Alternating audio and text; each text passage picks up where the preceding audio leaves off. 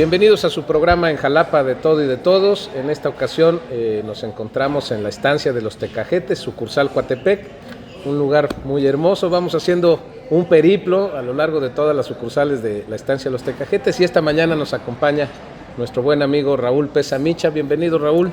Muchas gracias, Guile. Feliz de estar aquí contigo en este lugar tan bonito, tan agradable y feliz de poder compartir con tu auditorio estas palabras. Muchas gracias, mi querido Raúl. Raúl es un buen amigo mío desde hace algunos años y es para deleite. Sí, por favor, un café, gracias. Y es para deleite de la audiencia de NBTV, Periodismo de Investigación, pues un invitado que va a compartir con nosotros a lo largo del programa diversas experiencias desde su niñez, juventud, adolescencia, en fin, hasta llegar a los años en los que nos encontramos ahorita, mi querido Raúl. Y vamos a empezar por lo básico, por el principio. Eres originario o nacido en Argentina y nacionalizado mexicano allá por los años 70. Pero vámonos al principio. ¿Dónde naciste, mi querido Raúl? Sí, nací en Buenos Aires, Argentina. Viví los primeros años de mi infancia, la juventud, y también mi secundaria en Argentina. Y después, dando vueltas, el mundo te lleva de un lado a otro de la mano, no siempre de acuerdo a lo que decides, pero conforme vas adaptándote a los cambios, vas encontrando nuevos rumbos. Pero en tu caso, muchos de esos cambios y muchos de esos viajes y experiencias han sido pensadas, es decir, ahorita vamos a entrar al fenómeno de la migración, si te parece, y siendo tú un antropólogo y teniendo pues alguna preparación más orientada a temas de antropología social y antropología humana, tú has hecho esta serie de viajes a nivel pues, internacional en distintos países de manera voluntaria o han sido derivados de circunstancias que te obligan a moverte a otros países. Bueno, fueron circunstancias a veces motivadas por oportunidades que se presentan. Yo creo que la mayor parte de mis decisiones fueron oportunidades que se me presentaron. He vivido muchos años en Israel, he vivido la mayor parte de mi vida en México. En fin, he tenido la felicidad de poder conocer distintas culturas, distintas gentes. Y también a raíz de mi profesión como antropólogo, tuve también la oportunidad de asistir a eventos, conferencias, investigaciones en distintos lugares del mundo, desde la India, Canadá, Medio Oriente. Medio Oriente, obviamente, la mayor parte de Medio Oriente, a ver si me Y bueno, supongo, además de México y algunos otros países de Centroamérica, pero ¿a qué edad saliste de Argentina? Dices que allá estudiaste la secundaria, pero ¿a qué edad te saliste de Argentina? Salí de Argentina, digamos, a los 20 años. Que 20 años no es nada, dice el tango, ¿no? ¿Te gustan los tangos? Por supuesto. ¿Te sabes tangos? Es una de las debilidades mías, el tango siempre ha sido una cosa que siempre he querido. Y el tango está ligado particularmente pues, a Buenos Aires, ¿no? O sea, sí a Argentina, pero Buenos Aires es cuna de... Argentina. ¿Carlos Gardel nació en Buenos Aires o nació? Hay quienes dicen que es uruguayo, hay quienes dicen que es francés. No le creas a nadie, nació en Argentina. ¿Uruguayo? No le hagas caso. ¿Nació en Argentina? Nació en Argentina, definitivamente. El otro día estaba... Dice que nació en Francia. Por eso te digo. Sí, pero su vida se ha desarrollado en Argentina y es totalmente argentino en cuanto a su personalidad, su forma de cantar. Y el origen del tango, también algunos lo asocian con algunos barrios populares de Francia. Por supuesto, sí, vivió un tiempo. Debe de tener alguna influencia. Sí. Del tango, me refiero del género del tango. Sí, el tango se desarrolló inclusive bastante se desarrolló primero en los suburbios de Francia también. Sí. Había mucha población sudamericana en Francia y ahí se desarrolló también. Y volviendo a tu salida y a tu juventud allá en Buenos Aires, ahí aprendiste la música, las tradiciones. ¿Tienes arraigo con Argentina o te has ido desvinculando a lo largo de tu vida también? Mira, no puedes desvincularte de algo que es parte de tu vida, de tu esencia. Yo soy de la concepción de que no hay exclusividad en cuanto a la cultura y en cuanto a la forma de ver el mundo. Tú vas asimilando distintas cosas y las vas incorporando a tu ser. No las vas restringiendo ni vas diciendo esto excluye lo anterior o todo lo que está afuera está excluido, ¿no? Yo siento que la cultura es parte de una simbiosis, que uno va contando todo y es una resultante donde ninguna de las partes están ausentes en la forma de ser de uno.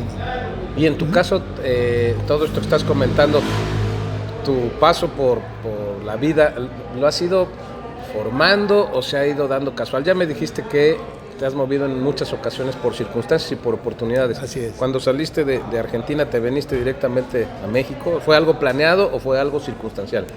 No, yo viví un tiempo en Israel antes. ¿Te fuiste a Israel primero? Fui a Israel, sí, y posteriormente elegí México por varias razones, una oportunidad de trabajo que se me presentó y porque yo tenía muchas ganas de vivir en México, tenía muchas ganas de estudiar antropología en México, de hecho me formé en México como antropólogo. En la UNAM. Primero en la Escuela Nacional de Antropología e Historia y después estuve en el doctorado de Ciencias Políticas en la UNAM. Allá. Sí, y a raíz de todo ese proceso he encontrado distintas formas de manifestar una visión cosmopolita, en el sentido de que una cosa no sí, decías que no es excluyente de la otra, ni borra el pasado. Así es. Y en lo que te tocó vivir en ese entonces, cuando te fuiste a Israel, y en ese entonces cuando viniste a México, con lo que, y ahorita vamos a ir también más adelante a platicar sobre tu reciente experiencia en Israel, pero has encontrado cambios considerables en la sociedad, no solo en temas económicos o laborales, en general en la gente. Obviamente, los cambios en la sociedad van a la saga de los cambios tecnológicos, de los cambios políticos que se presentan. Sin embargo, necesariamente va influyendo cualquier cambio tecnológico, político, general, en la mentalidad, en el comportamiento de la sociedad, y las relaciones entre los seres humanos están permeadas por lo que lo rodea. Entonces, por supuesto, han habido cambios, siento muchos cambios. Tuve casi 3 años ahora ausente de México y obviamente la sociedad ha tenido un cambio importante, también por lo político, por lo social y a la perspectiva de los cambios que se vienen también. Oye, y en esos cambios tecnológicos que dices que han sido muy rápidos, ya lo hemos comentado en muchas ocasiones anteriores en el programa, lo vertiginoso del avance de la ciencia y la tecnología. Pero el cambio de las personas, el cambio de la sociedad va a la par o vamos desfasados. ¿Hay congruencia en lo que estamos haciendo como sociedad o vamos hacia un escenario no muy prometedor? Mira, no muy promisorio. La experiencia dice que los cambios en la sociedad va a la saga de los cambios que se dan en el medio ambiente y en la tecnología. Hasta que uno asimila esos cambios y se adapta, ¿sí? Es un proceso que puede durar años, en algunos casos generaciones. Sí. ¿Sí? De todas formas, de acuerdo al principio de la evolución, no sobrevive el más fuerte, sino el que se adapta mejor. El más capacitado. El que se adapta mejor a los cambios. Que se adapta mejor a los cambios es el que tiene más posibilidades de éxito. Sí, bueno, y en las crisis, entrando por ejemplo en materia de economía, en las crisis económicas, siempre hay quienes les dan la vuelta a esas situaciones que generan caos en todo el mundo. Y de repente se levantan los grandes emporios, por ejemplo, o las grandes compañías, ¿no? Sí, se dice por poner un ejemplo. Sí. La adversidad. En la adversidad y particularmente cuando se dan las mayores crisis es cuando surgen las mejores oportunidades. Sí. Que no todos las aprovechan. No, porque es difícil enfrentar. Pero quienes las aprovechan, ¿no? Se levantan para arriba, y quienes no ven la oportunidad que se presenta en la crisis. ¿Eso es la resiliencia? Resiliencia, obviamente, sí, aquel que se adapta adverso y sube de vuelta a pesar de los golpes que está como recibiendo. La canción de Frank Sinatra de That's Life, no sé si la has escuchado, sí, a veces en mayo estás arriba, en junio estás abajo, y de ahí te vas levantando y así es, das la vuelta. Sí. Oye, Raúl, aunque también tenemos la filosofía del cambalache, ¿no? Que el mundo siempre fue una porquería. Y seguirá siendo una porquería. Por más que se den los Oye, ya parece algo muy distante, siglo XX, cambalache, ya pasaron más de 100 años, ¿no? Bueno, estamos en el siglo XXI, en los albores quizá, primer cuarto del siglo XXI, pero ¿cuántos años tiene ese tango? ¿Más de 100? ¿100? Sí, tiene más, 120 por lo menos. En fin,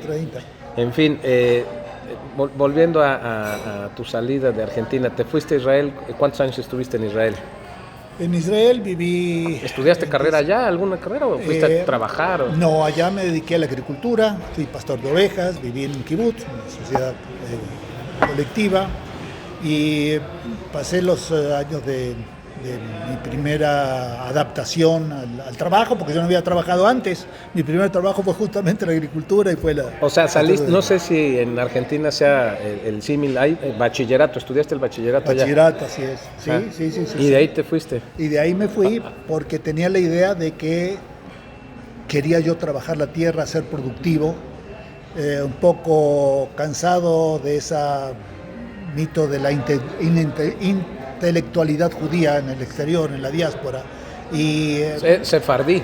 Sefaradí, claro, soy descendiente de españoles, de judíos españoles. Y cuando fui a Israel fui con esa idea de incorporarme a la sociedad productiva, a trabajar el campo, y eso me dio muchas satisfacciones, aunque durante 5 o 6 años que viví en el kibutz fue una vida muy, muy diferente a la que estaba acostumbrado. Oye, te pregunto, a ver, porque me Sí. estoy imaginando el kibutz como una comunidad autoproductiva, autosuficiente. Más o menos eso es un kibutz. Claro, mira. Y perdón, Sí. y un poco, no sé, pero se me antoja pensar, un poco hippie la cosa, o no, nada que ver. No, hippie. Mira, lo que pasa es que el kibutz también, como todo, ha evolucionado. Sí. Y ha evolucionado a ritmos Acelerados. del Sí. desarrollo que se ha dado en estos últimos 50 Y más años. en Israel, que tiene una tecnología de punta, ¿no? Así es. Hoy en día los kibutzim, que originalmente fueron básicamente agrícolas, ganaderos. Pero Pastor, dices que eras. yo era pastor de ovejas, sí, Uh-huh. sí. Y han evolucionado hacia la industrialización. Y también se ha modificado un poco el esquema social. O sea, originalmente los medios de producción del kibutz, la tierra, las casas, todo lo que era colectivo. Para había, el mismo. Sí, no había propiedad privada. Ya. ¿Sí? Tú necesitabas tu tractor. Por eso te decía, sí. que se me antojaba un poquito medio Sí, hippie no, la pero cosa hoy, ahí, ¿no? hoy ya ha cambiado, hoy es la privatización, como en todas partes, Pues ha ingresado el kibutz también. La propiedad privada. Sí, aunque no ha destruido la esencia básica del kibutz. Ajá. Eso sigue existiendo. Y permíteme recordarte que hoy justamente, estamos a 27 de noviembre. Este programa está grabando el 27, se transmite 27 de permanente. noviembre. Primero de todo, te recuerdo que son 418 días de la guerra que empezó en octubre del 23. Y también la fecha de hoy, paradójicamente, bueno, primero de todo, se firma un acuerdo que hoy entra en vigencia. Sí, lo vi con mucho interés. Y además, fíjate, con mucho optimismo. Sí, en esta misma fecha, pero del año 1947, las Naciones Unidas votó justamente por la partición del mandato inglés de Palestina en 2 estados, uno árabe y uno judío. Sí, señor. ¿Sí? Que no se concretó esa partición, ya sabes, porque no hubo aceptación por parte árabe, Sí. y un año después Ben Gurión tomó la responsabilidad de la creación del Estado de Israel, y comenzó la guerra de liberación, de independencia de Israel, que duró un año, hasta el 49, que fue un armisticio. Y bueno, y hasta el día de hoy, desafortunadamente, las posibilidades de paz siguen siendo frágiles, pero hay esperanzas, Sí. y de verdad hay que apostarle que las cosas se arreglen. No vayamos tan adelante, ya vamos a llegar a ese punto. Pero estábamos apenas comentando ahí de cuando no quería estuviste olvidarme de la fecha. estos años en el kibutz, y bueno, 6 años. ¿Y de ahí ya te viniste para México? Así es. ¿Por qué escogiste México? México, porque ¿Ya lo justamente- conocías a México? No, lo conocía por películas, Charros. lo conocía por la música. Sí, Sí, me gustaba mucho los corridos de la revolución, ¿sí? Una identificación histórica también puede haber sido México el primer país de una revolución social en el siglo XX, Sí. antes de la rusa inclusive. Y porque, aparte te voy a decir que en la infancia yo leía muchas revistas mexicanas. Sí, ¿qué revistas? Llegaba mucho Roy Rogers, Superman, Batman, todas esas revistas tipo cómics. Llegaban en... Americanas, porque... Americanas, pero prácticamente venían de México. Ya, sí, okay. Ni hablar después revistas también políticas como El Siempre, sí, que también llegaban a Argentina sí. mucho. Pero las de cómics sí eran muy conocidas.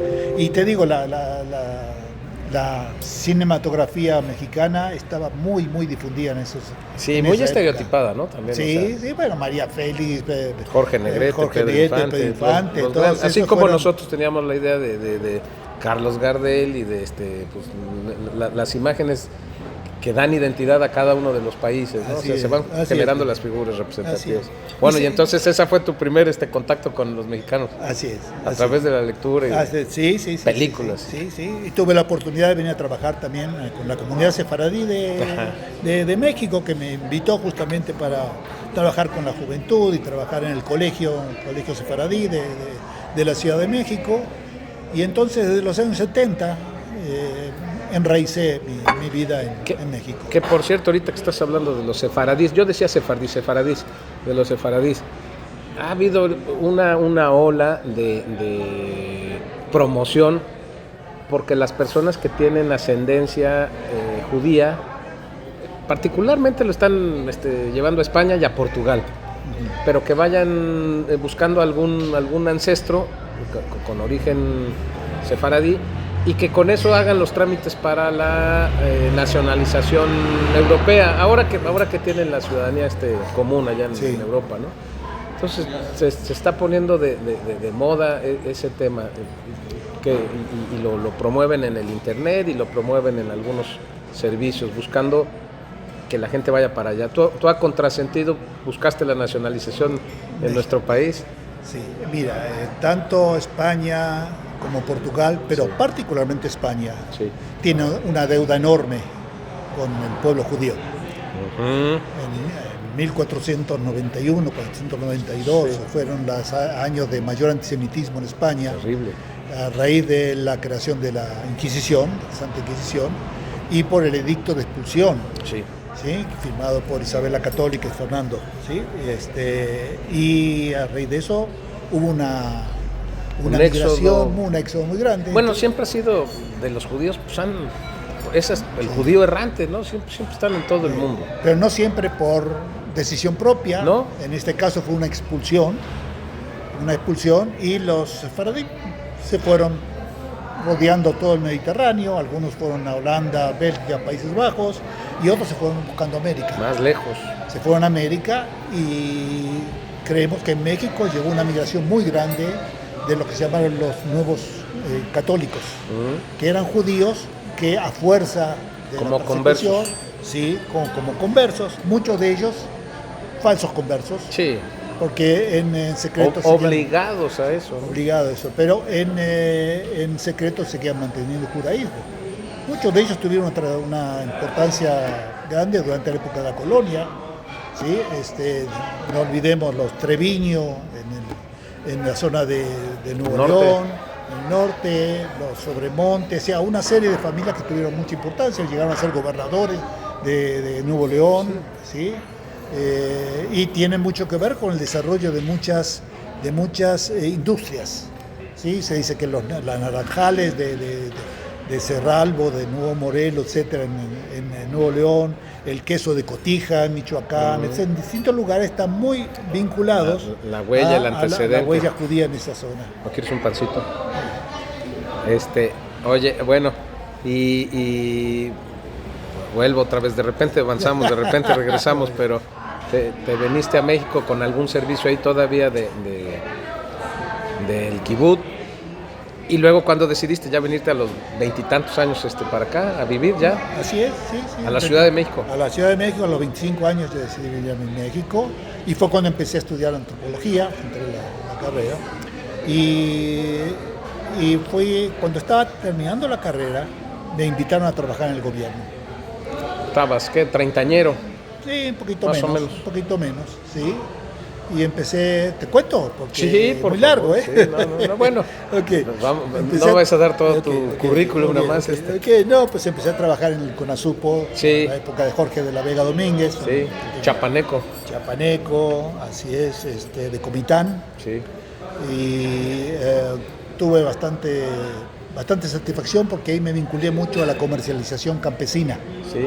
Además era algo que ya sabías tú, entonces, en primera persona tenías alguna experiencia de alguna manera. Sí, pero una cosa es la agricultura y otra cosa es la comercialización.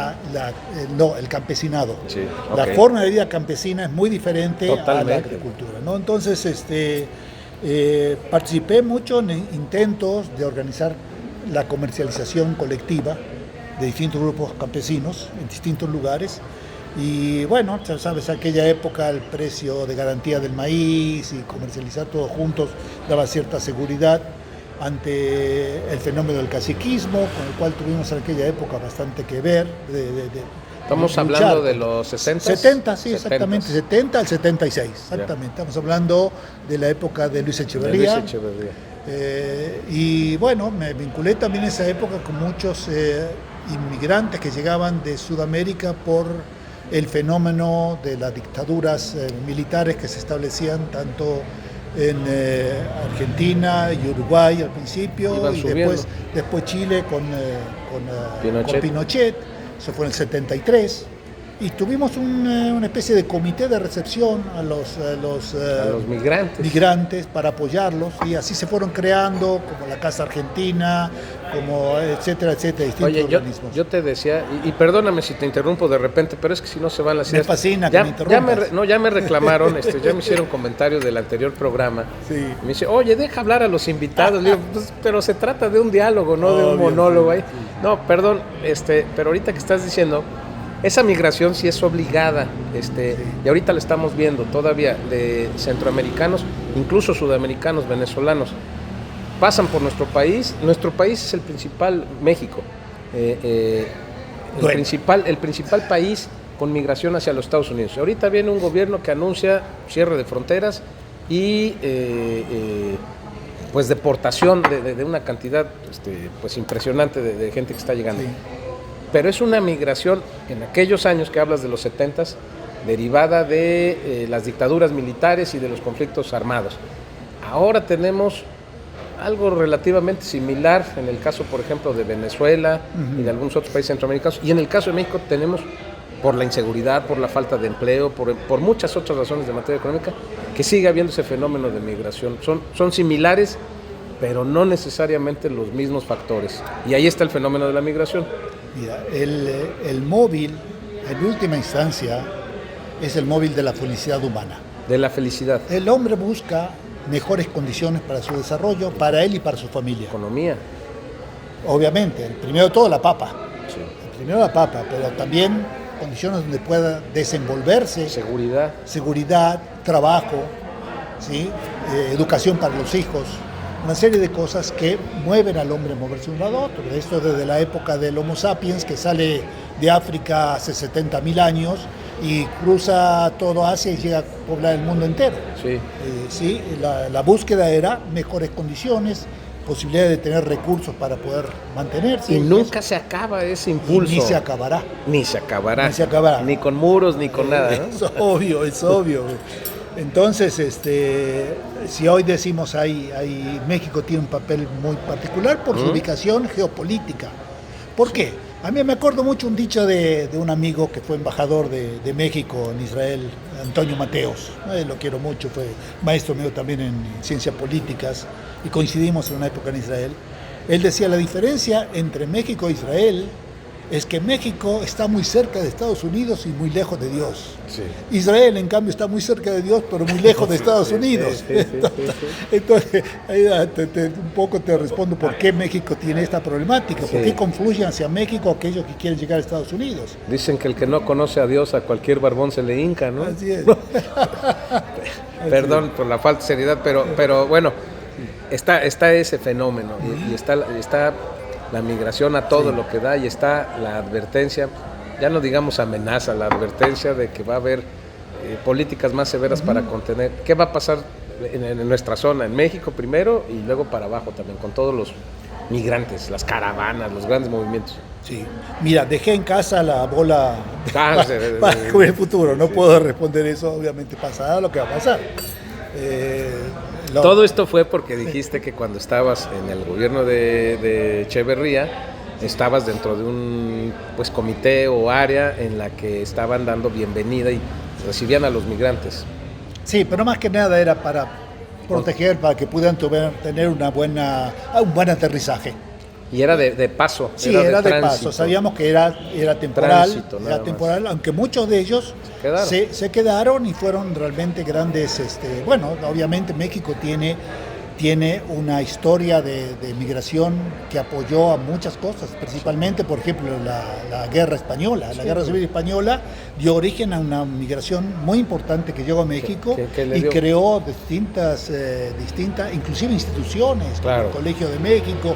Yo tuve muchos maestros españoles, como Antonio Palermo, una serie de Ángel Palermo, aprendí muchísimo de los españoles que llegaron. Que le dio muchísimo a nuestro país. Sí. Bueno, y así como eso, también México siempre tuvo las puertas abiertas, ¿sí?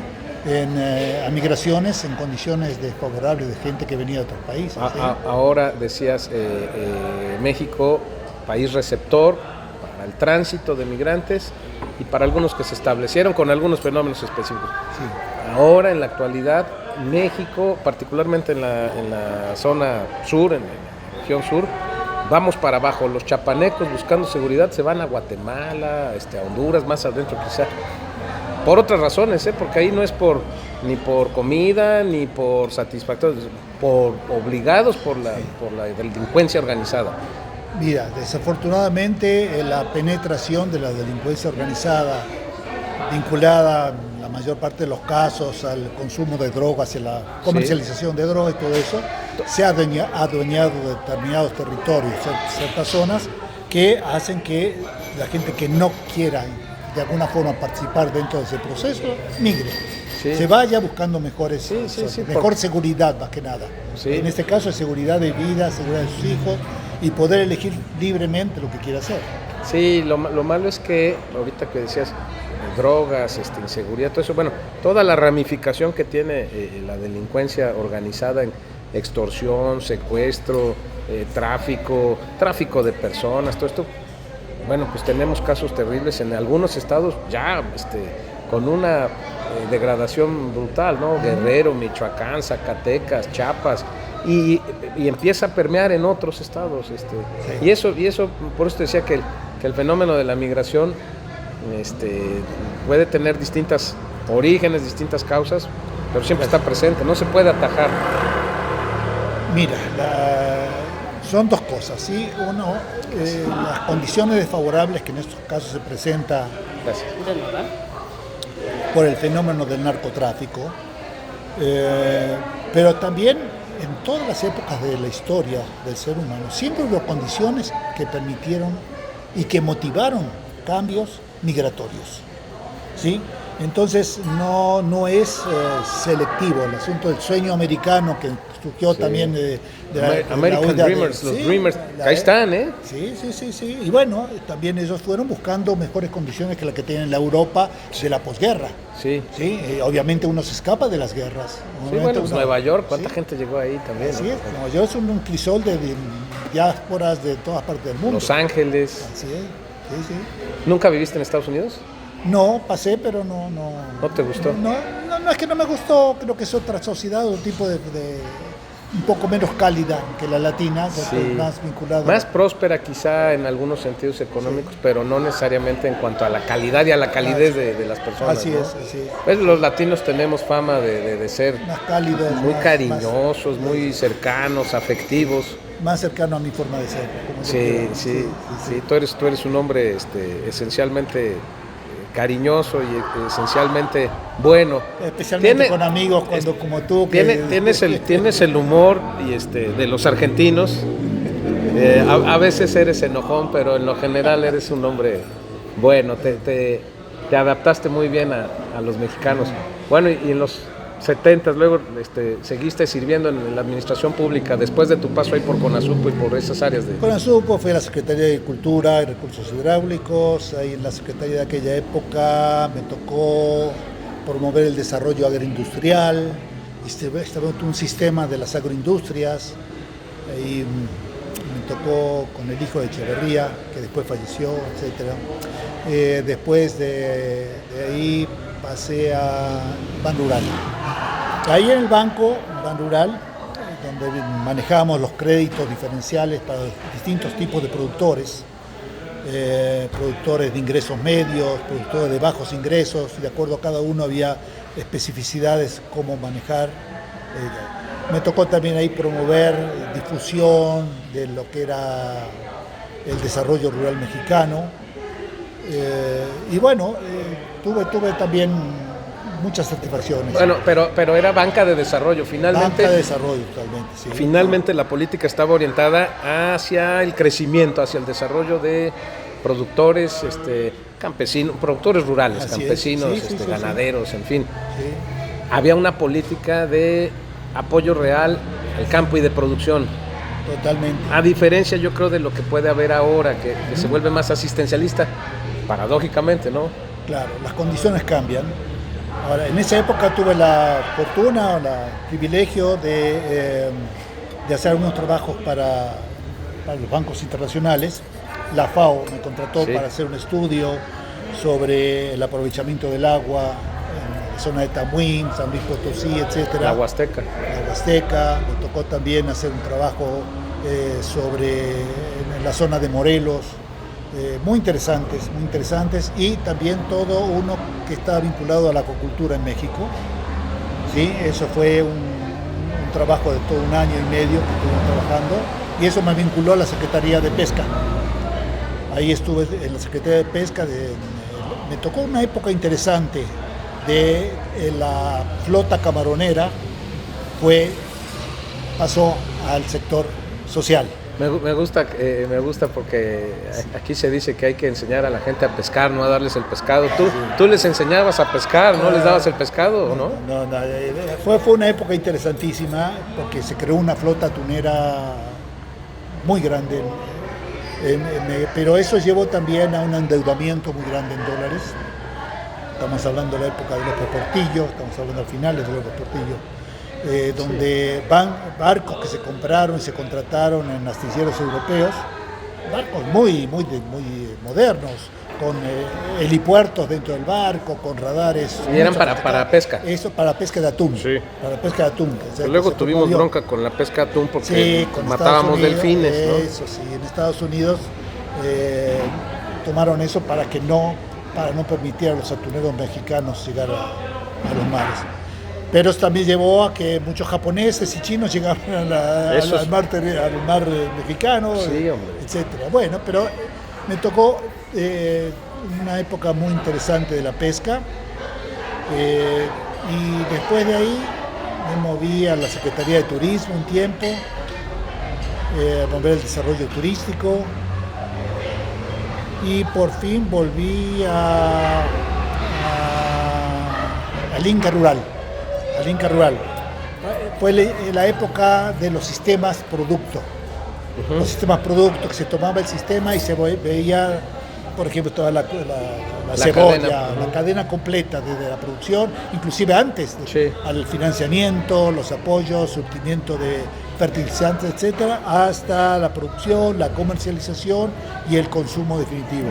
Sí. Esos fueron los sistemas productos. Me tocó bastante tiempo trabajar. ¿Eso ya en la Secretaría de Economía? No, eso ya era en el Inca Rural. Sí, el Inca Rural dependía de la Secretaría de Cultura, pero era el Instituto Nacional de Capacitación Agrícola, y también ahí fue interesante, y de ahí me moví a lo que fue en aquella época un experimento interesante, que era la creación de agroindustrias con el apoyo estatal. Siempre estuviste en esas áreas. Sí.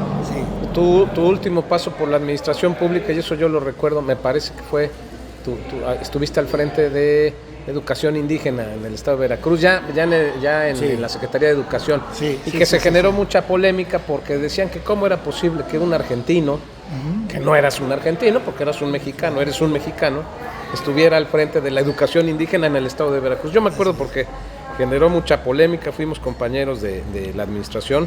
Así es. Incluso oficiosamente yo salí en tu defensa que te agradezco mucho, por cierto. Pues se me hacía de verdad algo infantil el argumento que se ocupaba para descalificar tu capacidad, pero sobre todo tu compromiso con la educación le diste un giro muy importante. Estaba amorcillada el tema en la materia. Sí, eso me llevó a un enfrentamiento, desgraciadamente, con los sindicatos. Con el sindicato. Terrible. Pero ¿no? veo que todavía no se ha resuelto, porque año con año vienen cambiando al director de Educación Indígena. Porque muy revoltoso. O sea, como esas. Pero fue una época también interesante, de muchos cambios, tal vez algunos demasiado drásticos, y por eso se dieron los cambios. En fin, y bueno.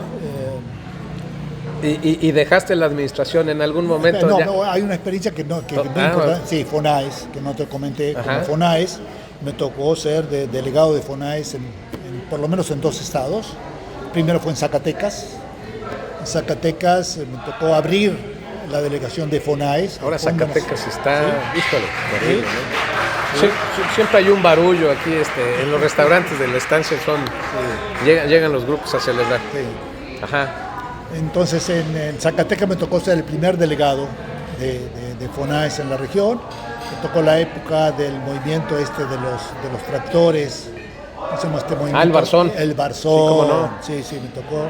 Bueno, empezó con eso, pero la verdad, muchos formamos parte del Barzón. Yo fui parte del Barzón, precisamente de créditos de Banrural, en aquella crisis del 94-95, en donde contratamos créditos a una tasa de interés, y de unos días para otros de repente se fue del 16 al 90%, ¿no? Sí, algo impagable. Y entonces muchos en esas crisis se fueron para abajo. Otros sobrevivimos, otros nos incorporamos a movimientos como estos del Barzón. Así es. Y también, como representante de FONAES, fue porque llegué yo a Veracruz. A Veracruz llegué como delegado de FONAES. Y bueno, y eso hizo que también yo decidiera vivir en Veracruz. ¿Te gustó nuestro estado? Sí. Bueno, además y aparte Jalapa, ¿no? Jalapa en particular, sí. Si bien ya tenía conocimiento de Jalapa, había venido varias veces. Mi esposa es veracruzana, de Poza Rica, así que de alguna forma u otra ya tenía una vinculación sanguínea con Veracruz. Y bueno, en Jalapa tú ya tienes descendientes, tienes hijos y nietos con sangre veracruzana.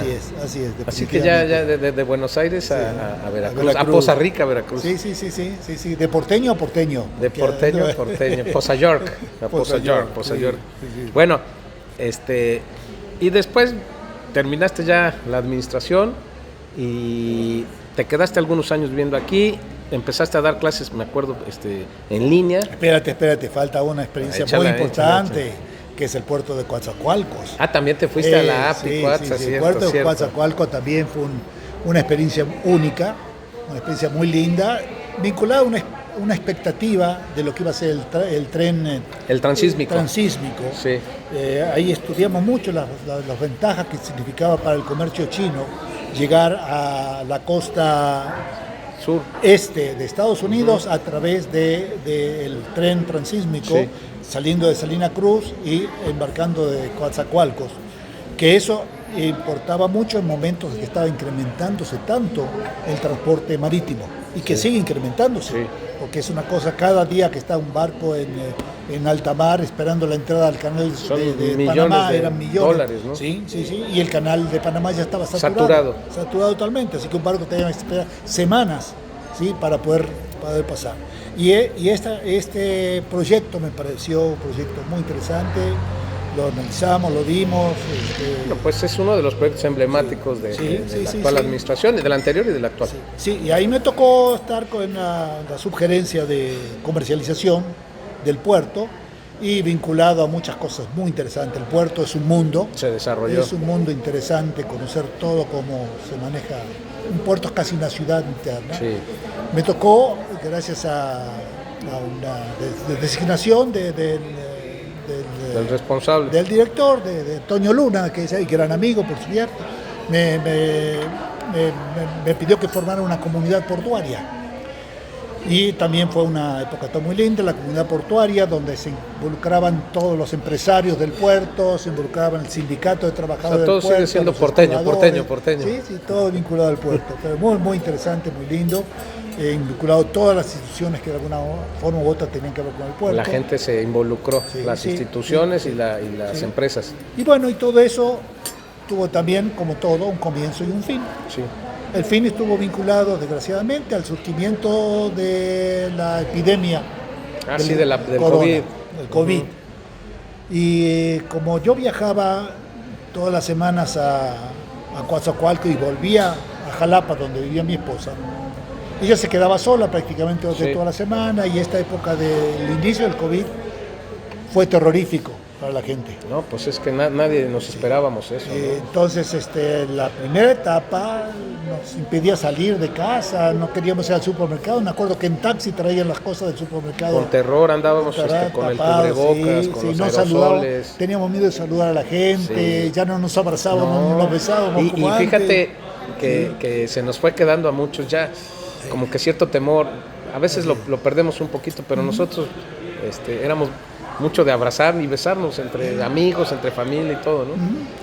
Y eso me lleva ya a los años 20, el inicio de los años 20, en Jalapa, y fue que decidimos probar una nueva etapa de vida en Israel. Sí, con tu hijo y con tu mi nieto. hijo y mi nieto, y después fueron dos nietos, nietos, sí, además de los nietos que ya tenía de mi matrimonio anterior, que también vivían en Israel. Sí. Y entonces nos fuimos para allá y bueno, con la mala suerte que nos fuimos de la epidemia y la guerra. Sí, cara. Entonces fuimos de Guatemala a Guatepeor, total, que también tuvimos allá 3 años y bueno, felizmente yo espero que se abra una nueva oportunidad, ojalá, una nueva etapa de paz una por esperanza allá. de paz. Sí. Hay estos conflictos mundiales, internacionales que hay en Rusia y Ucrania y después en Israel y Palestina, que esperemos que se vayan dando los mecanismos ahí de conciliación y de diálogo, y que otra vez se serenen las cosas, ¿no? Pero bueno, no vamos a entrar en datos ahí dolorosos. Simplemente te fuiste 3 años a Israel, estuviste 3 años y en un momento difícil, ciertamente difícil, aunque de vez en cuando veíamos también algunas fotos y algunas imágenes en donde disfrutaste mucho a tu familia, los lugares, la gente. Obviamente, y también el trabajo. Allá me dediqué básicamente a enseñar. ¿Nunca has parado de trabajar? La ley del hombre. De alguna forma hay que trabajar, pero no lo hacía por el afán de la ganancia o cosas por así, mantenerte ocupado. Porque me fascinaba a mí la educación. Volví de vuelta a la educación. Eres un maestro nato.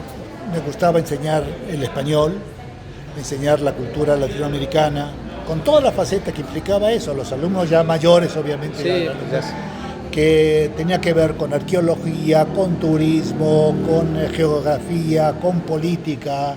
Todo eso, todo lo que implica la cultura latinoamericana tiene muchas facetas.